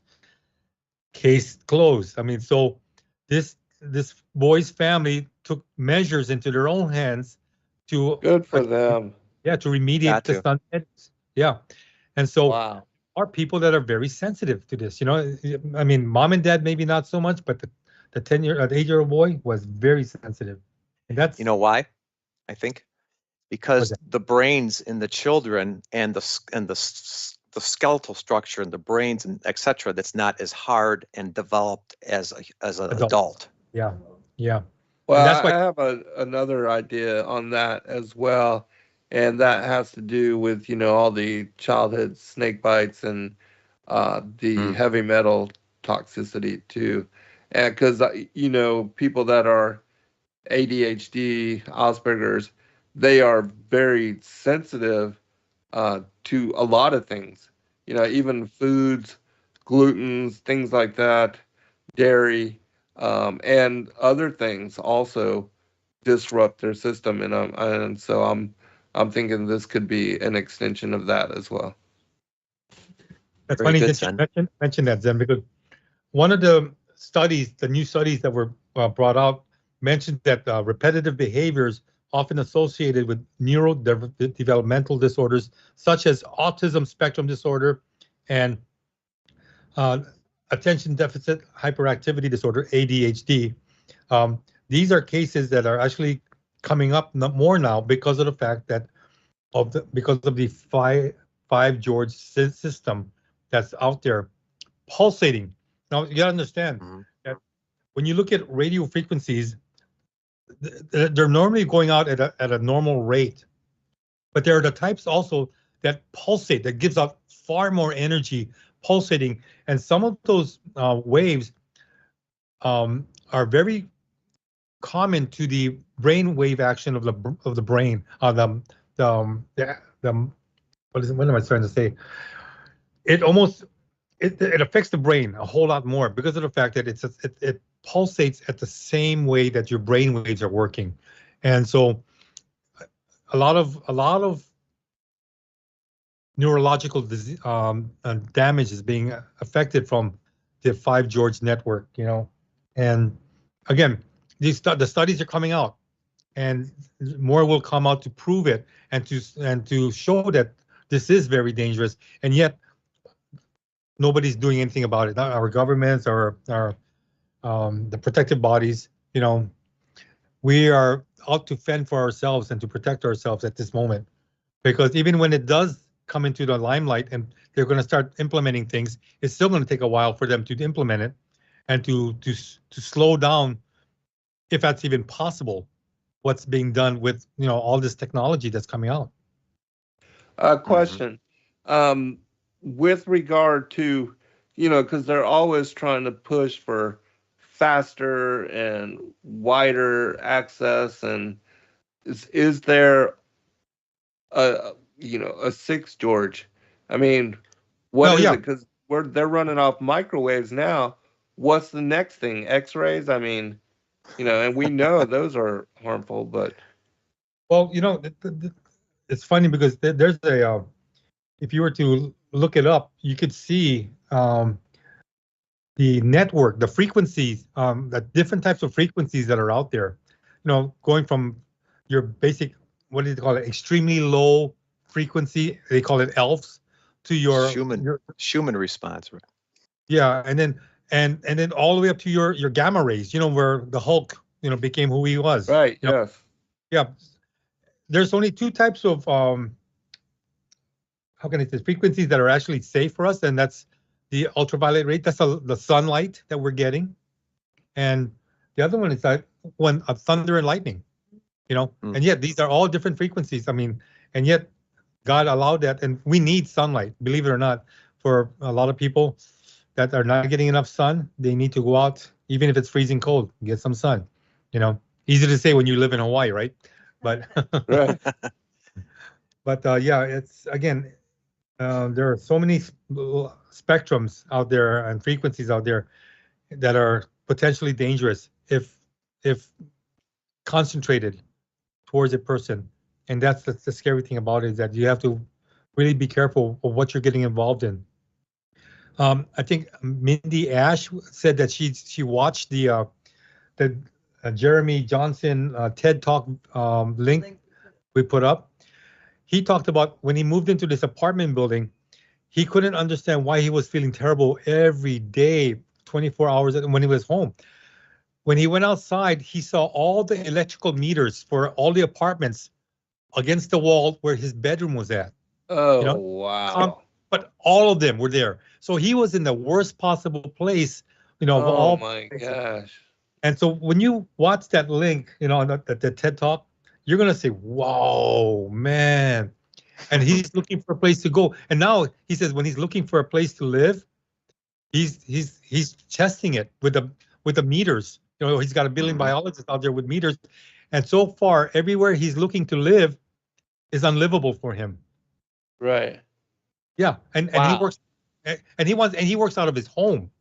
Check that out. So he may have to go out in the boonies, out in the country, the sticks. yeah, it needs to be in the rural areas, Exactly. away Yeah. from the city. Yeah. But again, I think we all will end up living in caves, because it's going to get so dangerous that probably the safest place is to be in a cave. And Yeah. At least is happy with that. She wants to live in a cave. Caves are cool. They yeah. just the rocks and then the temperature, the Yeah. control and Insulation. all that. Yeah, exactly. Never gets colder, never gets hotter than it should be, right? So Yeah, and from what I understand, or at least I think it was Joy that had told me, because she keeps up with real estate pretty well, but that you can search for, cave homes somewhere on. yeah, you can. or Yeah, something. yeah. The only thing bad about cave homes is that it leaks. I mean, there's really no way you can try to Oh stop. yeah, there's gonna be up. water dripping. Yeah. Huh? Yeah, exactly. But I do. Brett, do you have anything you want to add or say? I did want to go over something later when we have the chance. Okay. You do want to go over something you said? Yeah, I You think a lot want of to give people. you a chance for comment, and then Okay, I'll just go into it. yeah, life is frequencies. Our heart has frequency, it's vibrations. We have vibrations in the heart and the mind, and these frequencies out there, these man-made frequencies. I mean, the earth has a frequency. It's very low. A lot of times it's very low. Everything. Yes. So when you put man-made everything's frequencies in there, I'm sorry? What? I was just saying everything is light. Right. Yeah. At the highest vibration. Yeah, light. Yeah, it's vibrations. So these G frequencies that we're talking, they have to be very, very short. Okay, the other ones were longer and they weren't vibrating as quickly. But you get these new guys out there, these Georges, and they need to vibrate very, very rapidly. Okay, and you can't send them out longer distances than you could the other ones, like the 4G, okay? That's why with this new installation, they're a lot more powerful, but the towers have to be a lot closer to you, like every block or a few blocks away in these populated areas to make it all work. And there's reasons why they want to go so techy and so high, is because you can do a lot more with such power like that, supposedly. Like you could have self-driving cars, supposedly, and all the smart things inside your house can be activated or turned off, or whatever needs to be done, you know. So that's why the need for that. But again, the stronger you have and the closer you are to them, because there's so many of them around there, it's almost like being in a microwave, like Zen was saying, because that, and Noble was saying how these frequencies are like matching the microwave frequency. So think about it. I mean, you want to stay away from a microwave, but now it's about everywhere around you, practically. That's right. Right. That's right, Brett. They're in essence, they're making us a microwave society without the walls, without the the door or the actual box itself. Mm-hmm. And when 5 George radiation starts to go out, you're going to get a whole bunch of issues. I've had 11 reasons to be concerned about it. Skin disease, ever think about that? And pain. They say the analysis of penetration depth shows that more than 90% of the transmitted power is absorbed in the epidermis and dermis layer. In other words, what signal is being shot out, our skin is actually taking it in. You know how it is. You say, it's the biggest organ in our body, and Right. it sucks up everything. Guess what? It even sucks up frequencies. So if you get skin cancer, don't just think it's from being in the sun. Actually, it might be because of the electromagnetic frequencies or the radio frequencies. Another thing is eye damage. The eye is very sensitive, and so you can have eye issues, effects on the heart, including impacts on heart rate variability and arrhythmias. Reduced immune function. That's all we need, right? After getting the snake bite, now you have more Right. reduced immune function from frequencies. Depressed cell growth rates and alterations in cell properties and cell activity. So it is affecting us on the cellular level as well. Increased risk of antibiotic resistant pathogens. Yeah, you heard about that. And the sad thing is a lot of people like to take antibiotics because they're sick and they don't want to, but it's actually one of the worst things to do, is because when you take antibiotics, you're affecting your immune system. You're actually Right. lowering the protective walls. So when you take a lot of antibiotics, guess what? It's not going to help when the pathogens come around. Necrosis. Exactly. Yeah. Yeah. Oh yeah, the other thing too that I learned, because I've been dealing with urinary infections literally for a decade, and I've been off and on, like every 10, 14 days. I'd go a few days and I'd have to get back on them because just urinary infections are horrible to deal with. But anyways, I have now, for the first time, been off of antibodies for like 3 weeks. And Cool. I mean, it's Very good. really, it's amazing to me, because I used to not be able to even go like a couple days because the burning was just so intense, so bad. It was horrible. But praise God, I'm doing so much better. It's amazing. Excellent. Awesome. Yeah. That antibiotics is probably what I've heard, and is that it helps actually bring on the yeast infections if you get too much that you use. Right. So, one other thing too is that I realized also, and I quit eating chicken because especially even because I don't trust even what the stores say. Yeah, they may say organic, free range, but you don't know. But anyways, the animals, the farm raised, all these animals, they are over injecting them with antibodies to keep them, you know, plump and healthy Health, enough to get them into the stores.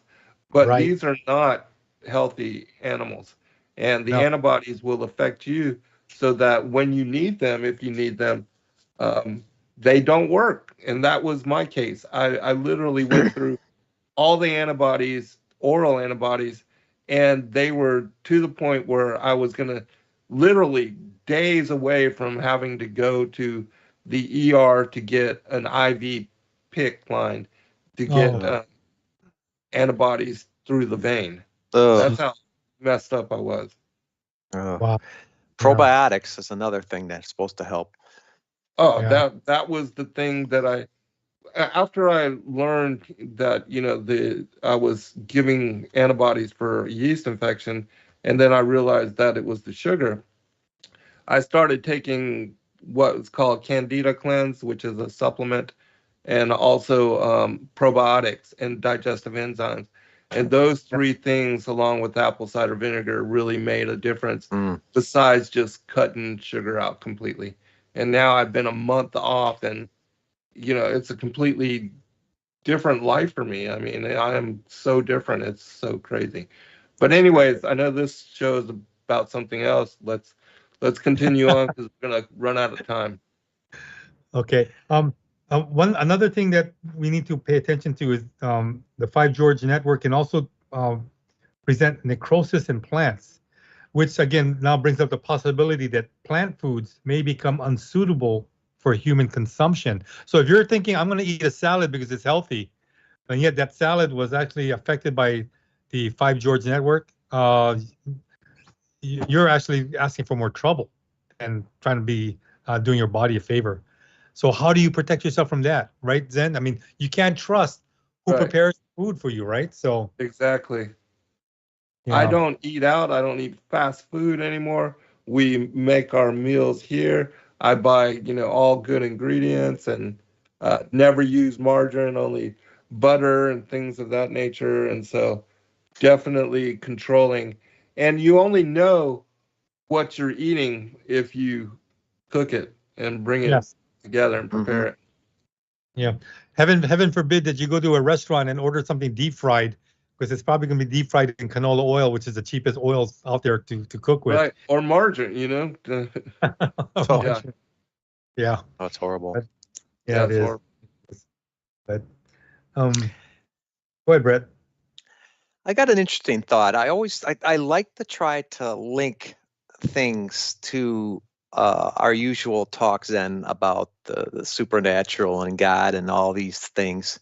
Yeah. And one thing I want to I've been working to figure it out, and maybe Noble, you can give me a little insight on this, but I'm trying to figure out how EMFs and electromagnetic radiation especially works in the supernatural, or what significance it has in the supernatural world. Because Noble and I talked about the North when we were talking, and it is interesting how magnets are supposed to be good for the body, like Noble, like your halo, and wearing magnetic bracelets and necklaces, etc. It's supposed to help heal the body.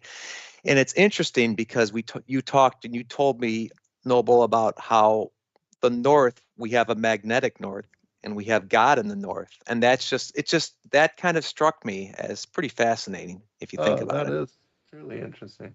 Oh yeah, Right, Noble? the black, the magnetic black rock that is the throne of God, and he sits above Sheol, which is down at the very bottom, the various levels. But if you go up towards the heavens, yeah, what's that? Ascension of Isaiah, eight Yeah. levels, 9 levels of heaven. Yeah, and the upper level is God's the throne room, where again the cherubim are at the foot of his how can you call it, his chariot, his Mm-hmm. his Yeah. yeah. So again, Throne. yeah, Yeah. God is God is very much in this, and Mm-hmm. you mentioned earlier Zen about light. Remember when Hasatan was created, God told him, "I created you out of every precious stone, You know, Right. precious stones are transmitters of light. You know, like fiber optics, right? Vibration. Crystals, yeah, vibrations. And you know, when you think about it, it's really all about frequencies and light. And Mhm. so God is very much involved with this. This technology that we're getting now is probably stolen from heaven, right? Hasatan took it down. Samael is again implementing Right. it into technology with his cronies that are again sold out for him. They sold their soul to the devil, and now they're using this technology against us. And the only way truly to be safe, I mean, we can get all the fabrics and the magnets and the paint that we can possibly get, but I believe the only true way to be safe is to be close with God, to be again to be uptight and personal, and to ask Him for His protection. And I'm Amen. sure He can call His messengers, His divine ones, and say, "Hey, put a Faraday cage around this guy, around his house, around his family. You know, a spiritual Faraday cage, I should say." And Amen. Amen. that's the way it should be. You know, so Yeah. I got And another I interesting do thought. Go ahead. absolutely agree with you because, and I think prayer is an integral part of keeping up that spiritual Faraday yeah, cage Hmm. around you and Yes. having deeper relationship with the Most High. And without a doubt, He is speaking to us in a language that we just have to learn to recognize. But I believe without a doubt, God is communicating with all of us on some level, especially if you have dedicated and given your life to serving the kingdom and are born again in Christ. Amen. Hmm. Very good. Brett, yeah, something to I, say. yeah, I got another interesting thought, which has always kind of struck me. Okay, as far as EMFs, and we've talked about the spiritual side of things. Did you know that, from what I understand about history, and we've been looking at some supernatural things, they back in the Middle Ages and etc. I've heard that witches, when they would have power and would they be able to exhibit their power over these smaller villages out in Europe and etc., what they would do to try to quell the power of these witches is they would have the church bells ring. That's that's one Oh, reason I wow. believe from the history is why they had those church bells up into the steeples and up in the top, is because of the iron that the bells were made of. And you think about it, what's a Faraday cage? It's made out of stainless steel, which is partly iron. And it's basically a way to make iron so it doesn't rust, but it's still iron, which is Right. fascinating because I'm thinking, okay, iron, there's some elements out there in this earth that actually work to dispel or maybe even halt or preserve or help, let's say help with these bad electromagnetic frequencies, and iron is one of them. And you think about another thing is they used to also go and bang on pots and stuff when these witches were out Right, there right, yeah. tormenting them. Now, you think about another thing that's so fascinating to me is you think, what happens when you put a piece of iron or a fork in a microwave and turn it on? What happens? Fourth You of It know? sets July. on fire and explodes, right? Yeah, you got the same exact reaction, iron into something that's electromagnetic, like a microwave, that's actually disrupting it. It's doing the same thing in our natural world, which is just fascinating. Yeah, that's interesting. I also think that, you were speaking about the clanging on pots.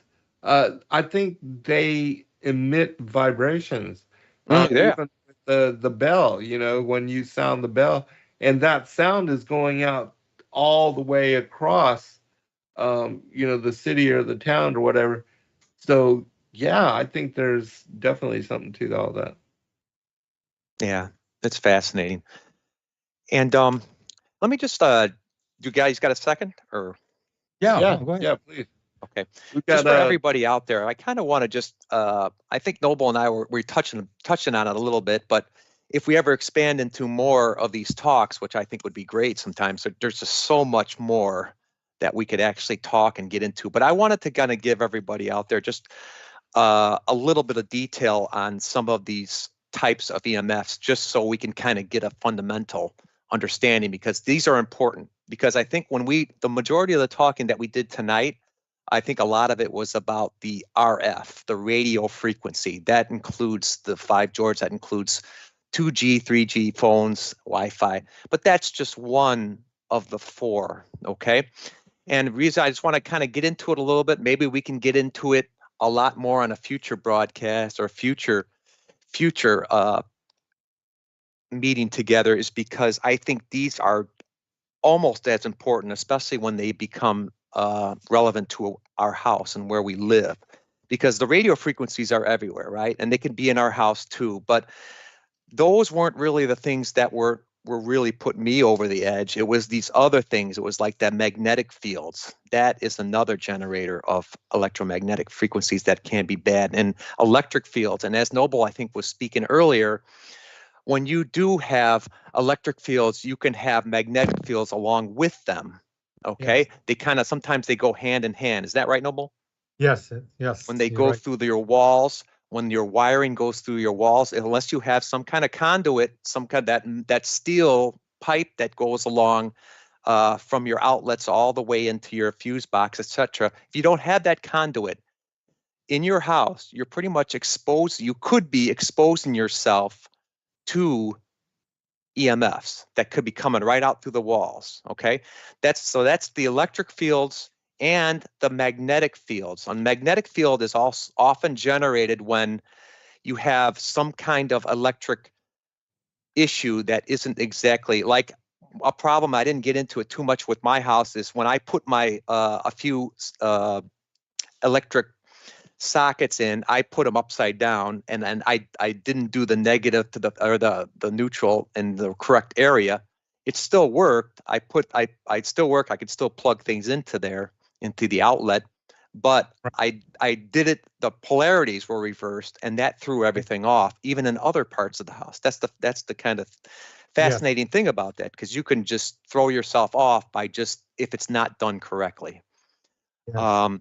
So those 3 things, and that dirty electricity is another one that is very, very prevalent now, especially because with fluorescent bulbs, those CFLs, Yep. chargers for electronics and things like that, and then solar panels, those all contribute to the dirty electricity. So not only do you have the Wi-Fi in your house, you have this wiring that might not be perfect, which is actually shooting out electric radio frequency or electric frequencies and magnetic frequencies at you. You also have dirty electricity, which is again all these extra smart appliances and things we add on top of it. So imagine your house, it's becoming a soup of EMFs, and that's another scary thing. It's almost like where they say that the air is actually worse in your house than it is outside. It's kind of like the same thing, a lot of it with EMFs. That's correct, Brett. I agree. Totally. It's a scary place to live in your own home, and that you're safer maybe outside than you are inside. Yes, yes, and the thing was, when that guy came and helped me fix my house, it's one part of the house. Remember, I said there was she can sense things going up the walls.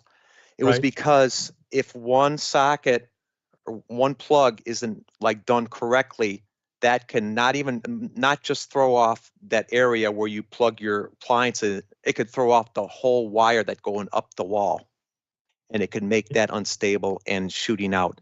And that's the problem. And when I mean shooting out, I mean it could go out 3 or 4 feet. If you're standing by it, you could actually have a meter standing there, and you could see a rise in the electromagnetic just by standing by the wall and just holding it. That's why my whole downstairs, everywhere I seemed to walk, was going off. Is because it was shooting out from everywhere. It was shooting out from the walls. It was shooting out from the basement floor with that water pipe. So it's kind of a lot of things that we could discuss about it, because people don't think about it. Like, you have one of the worst things that you could actually have in your house for electric and magnetic fields is like remember how they have those clocks that would like an alarm clock. A lot of people use their phones now, but they used to have those alarm clocks that were pretty simple, and you just plug them in and they put them by your bed, by your head, and then they Right. just wake you up.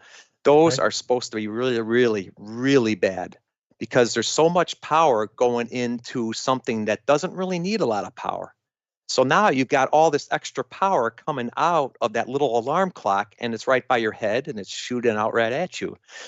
And another thing that we'll get into, we can get into some other time, but when a lot of these appliances, even when they're not on, they're shooting out electric and magnetic fields.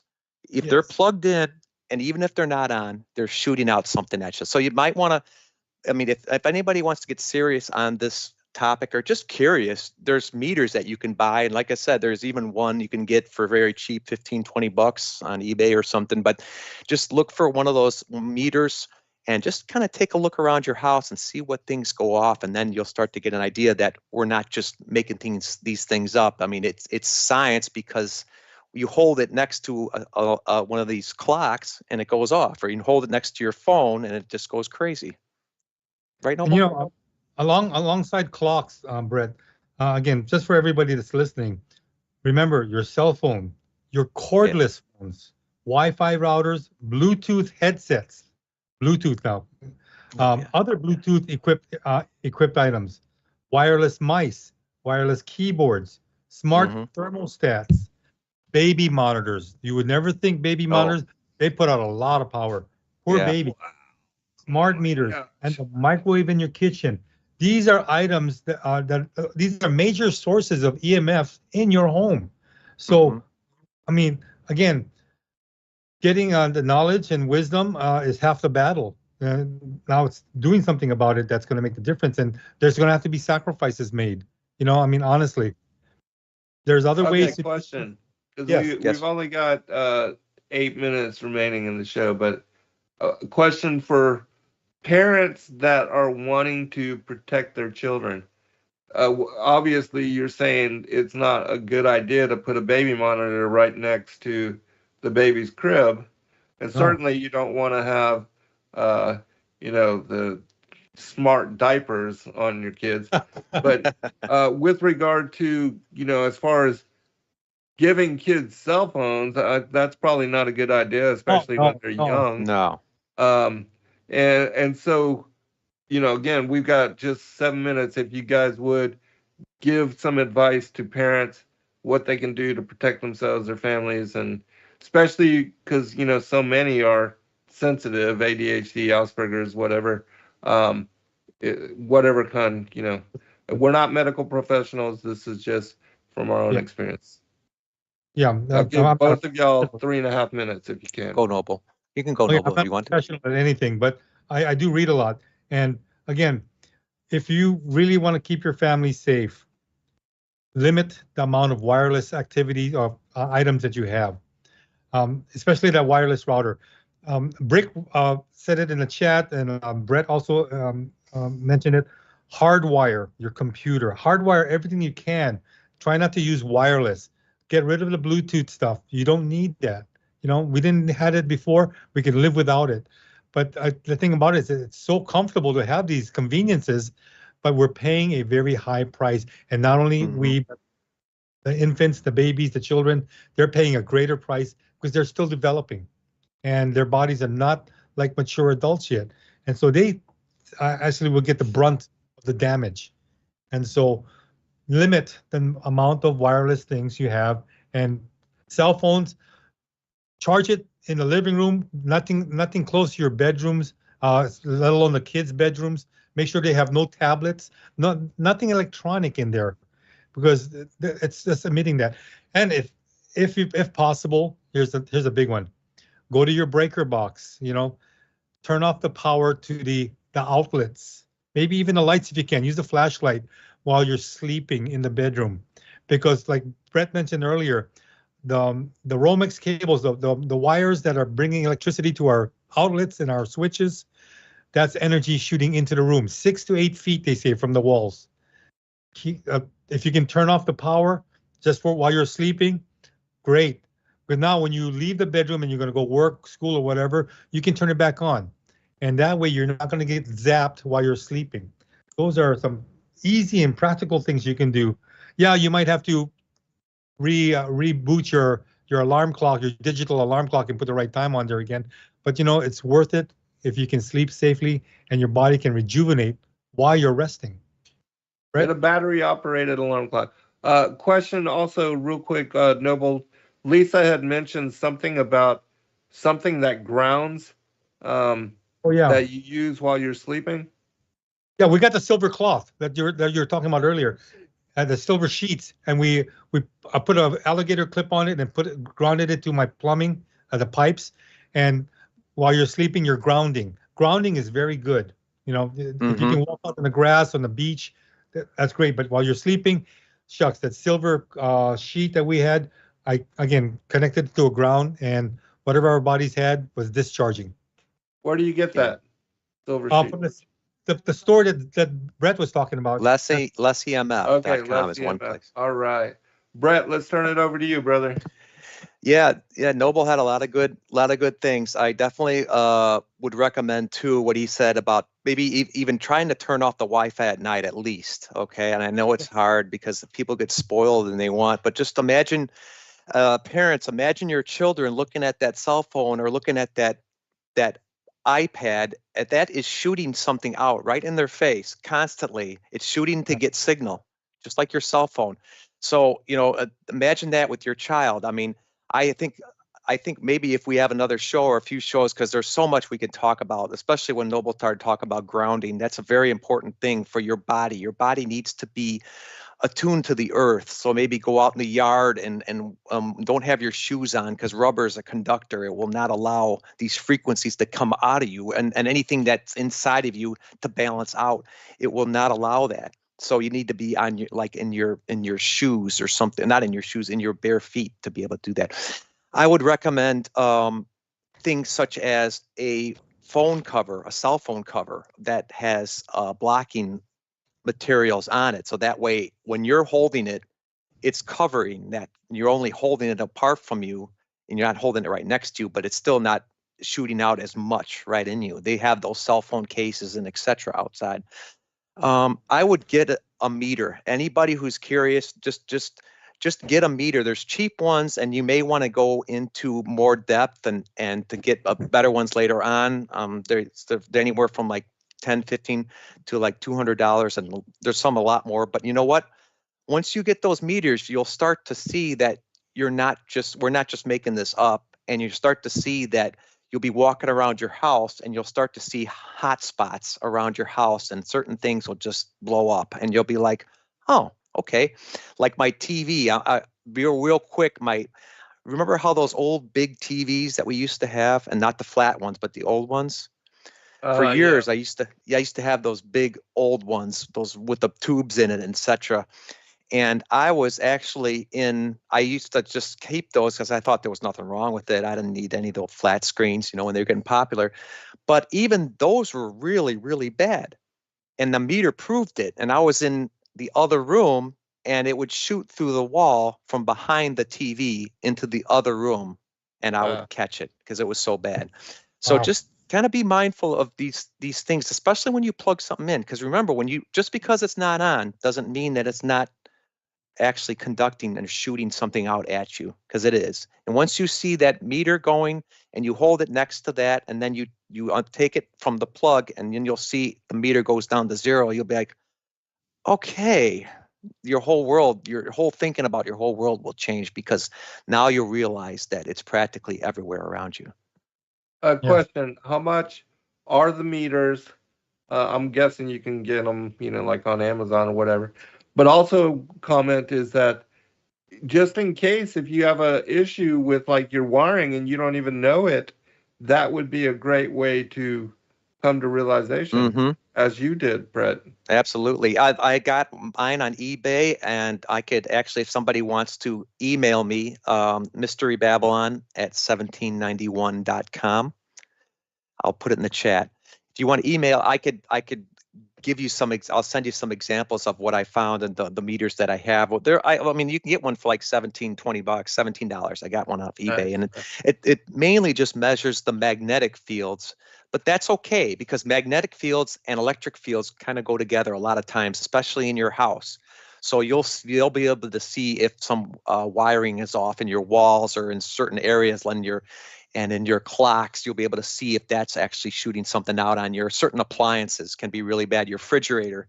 I mean, it's all over the place, especially when you get one of those things and then you'll see it for yourself and you realize that you're not just, remember, out of sight, out of mind. But once you see the meter, once you see it actually going off all the time, especially everywhere you turn practically in your house, you'll be like, okay, it's no longer out of sight.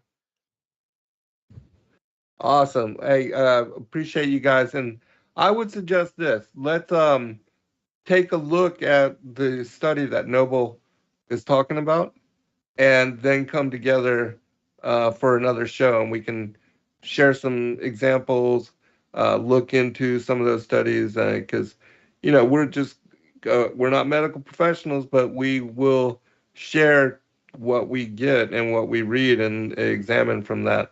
And so if you would, Noble, definitely give us and share us the link. We'll put it in the details and then send it out to us, and let's do that. Maybe the next time, Brett, you and I are going to get together, we can bring Noble on and talk about this, or the next one after, or whatever, whenever it works out, or Okay. But yeah, let's consider that. What do you guys think? Yeah, let me know whenever you guys want to go back to this topic again. We'll have another one, or we'll do that. We'll keep going on this because I've always there's so much, right, Noble? There's just so much that we haven't even touched the surface yet. Yeah, we're scratching the surface, right, Brett? We're just scratching. Right. Oh, gosh, right. Maybe next time we'll bring shovels. We can go a little deeper. Sounds good, man. Sounds great. Let me because we're not on the radio broadcast anyway, so if you would, we'll end with both of you giving out your information again. Brett, let's start with you, and then we'll finish up with Noble, and we'll close this out. Yeah, my books are on your website, and my website is mysterybabylon.com. Pretty simple, and I think my email is in the chat already. It's mysterybabylon@1791.com. So just shoot me an email if you're curious, got questions, thoughts, whatever. And then I could maybe send you a link or something for some of those EMF meters that I have.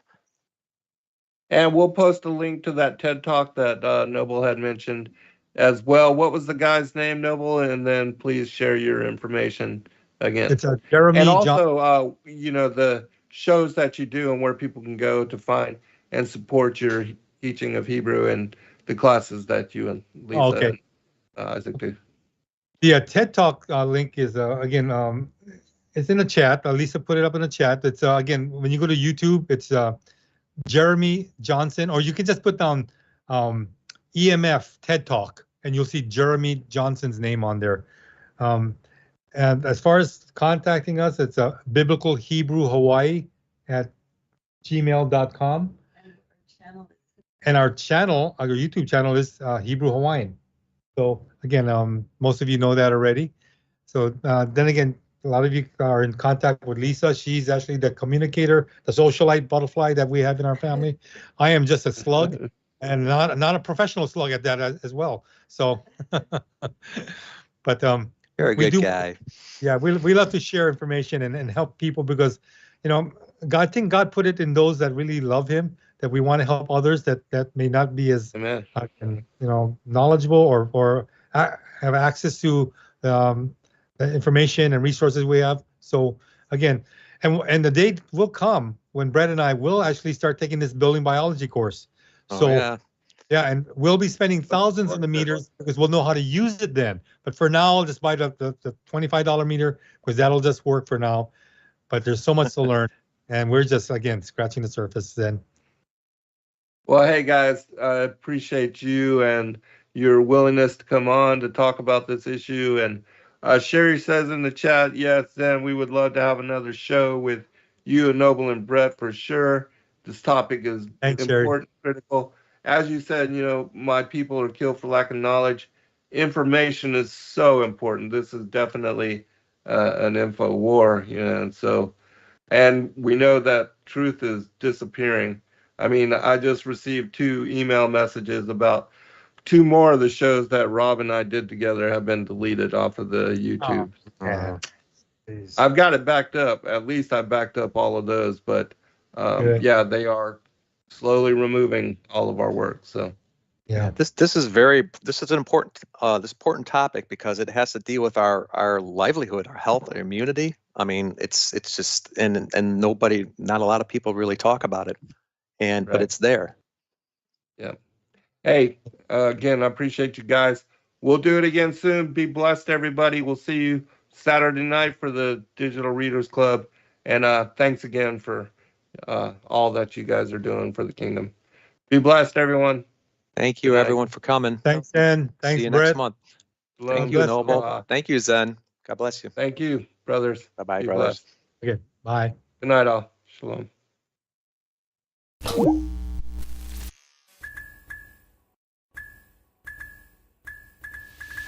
Thank you, everybody, for joining us for this video and this broadcast. We appreciate all of you and thank you for your patronage. Please do like and subscribe and share with your friends. God bless all of you in your seeking.